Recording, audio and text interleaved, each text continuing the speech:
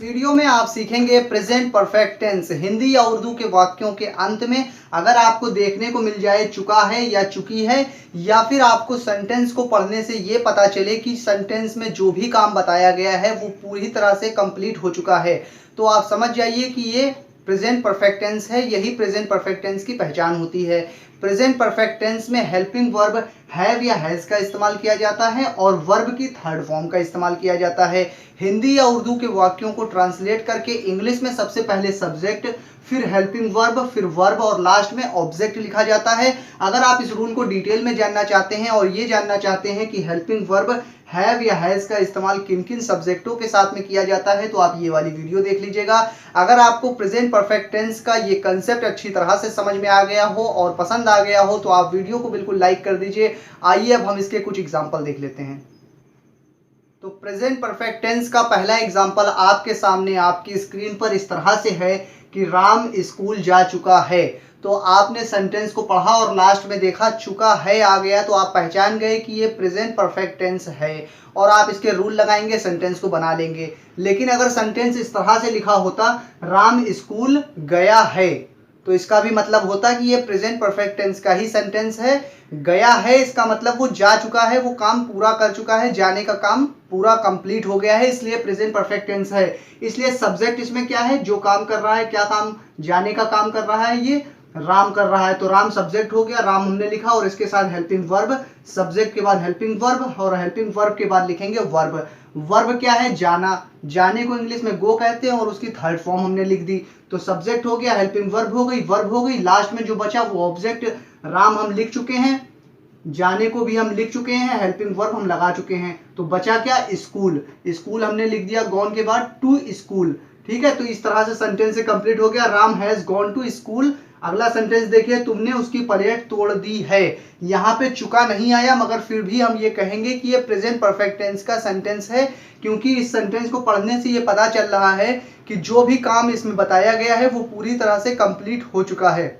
यानी कि तुमने उसकी प्लेट तोड़ दी है या तुम उसकी प्लेट तोड़ चुके हो, इस तरह से भी होता तो भी प्रेजेंट परफेक्ट टेंस ही रहता। तो तुमने काम किया है, तुमने प्लेट तोड़ने का काम किया है, तो तुम हो गया सब्जेक्ट, हमने यू लिख दिया और यू के साथ हेल्पिंग वर्ब हैव लगती है इसलिए हैव लगा दिया। वर्ब की थर्ड फॉर्म लगेगी, वर्ब क्या है, तोड़ना, तोड़ने को कहते हैं ब्रेक और उसकी थर्ड फॉर्म ब्रोकन होती है। तो सब्जेक्ट हो गया, हेल्पिंग वर्ब हो गई और वर्ब हो गई, लास्ट में क्या बचा, ऑब्जेक्ट।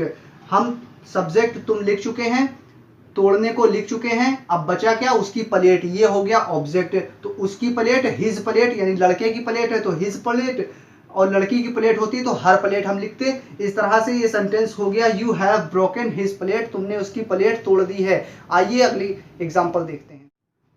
हिंदी या उर्दू के सेंटेंस के बीच में अगर नहीं शब्द आ जाए तो आप पहचान जाइए कि ये नेगेटिव टाइप का सेंटेंस है, और नेगेटिव टाइप के सेंटेंस को बनाने के लिए हेल्पिंग वर्ब के बाद में नहीं की इंग्लिश नॉट को लिख दिया जाता है। बाकी जैसे आपने अफर्मेटिव में बनाया था उसी तरह से पूरा सेंटेंस बनाया जाता है। एग्जाम्पल आपके सामने है, राम स्कूल नहीं गया है।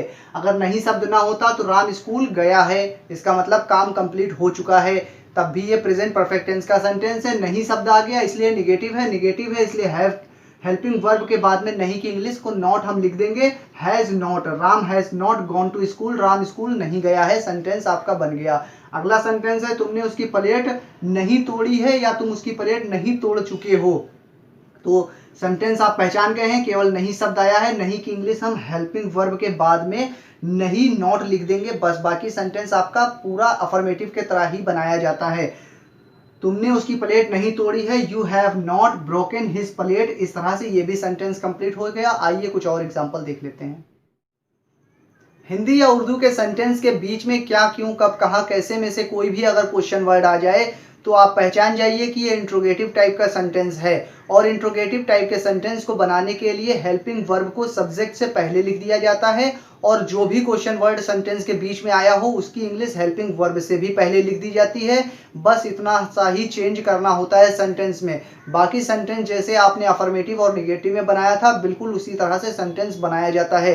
एग्जाम्पल देखिए आप, राम स्कूल कब गया है, तो कब गया है यही क्वेश्चन वर्ड है, यही पूछ रहे हैं कि कब गया था, कोई टाइम पूछा जा रहा है, और इस तरह का क्वेश्चन मार्क भी लगाना पड़ता है जब कोई क्वेश्चन वर्ड सेंटेंस में आया हो। तो अब आप क्या करेंगे, हेल्पिंग वर्ब को सब्जेक्ट के बाद में लिखा जाता है, लेकिन इंट्रोगेटिव होने के कारण हम हेल्पिंग वर्ब को सब्जेक्ट से पहले लिख देंगे और जो भी क्वेश्चन वर्ड आया है सेंटेंस में उसकी इंग्लिश हेल्पिंग वर्ब से भी पहले लिख दीजिए।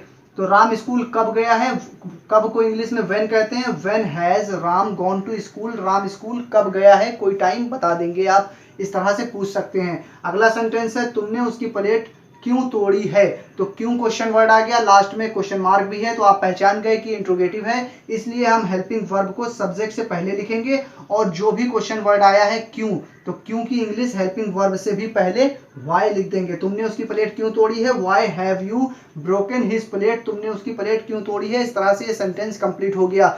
ये वीडियो आपको कैसी लगी मुझे कमेंट करके बताना बिल्कुल भी ना भूलिएगा। अगर आपके दिमाग में कोई सवाल हो तो अपनी राय हमें कमेंट के माध्यम से हम तक पहुंचा सकते हैं ताकि हम आपकी ज़रूरत के हिसाब से बेहतर वीडियो ला सकें। और अगर आपको ये वीडियो पसंद आई हो तो इसे लाइक और शेयर करना बिल्कुल भी ना भूलिएगा। अगर आप चैनल पर नए हो तो चैनल सब्सक्राइब करके बेल आइकन दबा लीजिए ताकि आने वाली हर एक वीडियो का नोटिफिकेशन आपको इस समय से मिल सके। मैं फिर हाजिर होऊंगा एक नई वीडियो के साथ, जब तक के लिए बने रहिए जैक्सर के साथ।